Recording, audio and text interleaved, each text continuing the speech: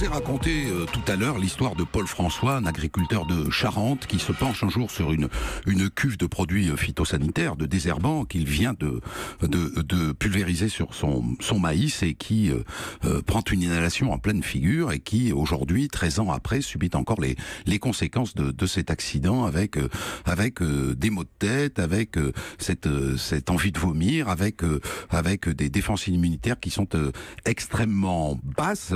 Vous en avez fait un livre de ce combat, vous poursuivez Monsanto devant la justice, on attend un nouveau procès dans les mois qui viennent. Votre livre s'appelle Un paysan contre Monsanto, c'est édité chez Fayard et je suis avec Corinne Lepage qui est avocate et on connaît votre engagement pour ces causes-là. Alors dans votre histoire, il y a ce moment où les médecins appellent les centres antipoison. Alors on parle de celui d'Angers, là dans le récit que j'ai fait tout à l'heure, puis de celui de Bordeaux et de celui de Paris.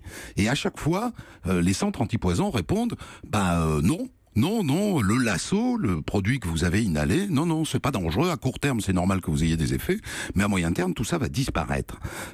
Vous pensez que les centres antipoison sont achetés par Monsanto ? Alors, j'ai pas dit qu'ils étaient achetés par Monsanto, j'ai dit qu'il pouvait y avoir, à un moment donné, conflit d'intérêts. Alors, on va prendre les faits un par un. Le centre antipoison de Bordeaux, quand il est contacté, vous l'avez bien expliqué tout à l'heure, ils répondent il n'y a pas besoin de faire d'analyse de sang et d'urine. Or, tous les experts qui se sont penchés sur mon dossier ont mis en avant que c'était une erreur très grave, parce que comment, à distance, ils pouvaient quantifier une telle intoxication ?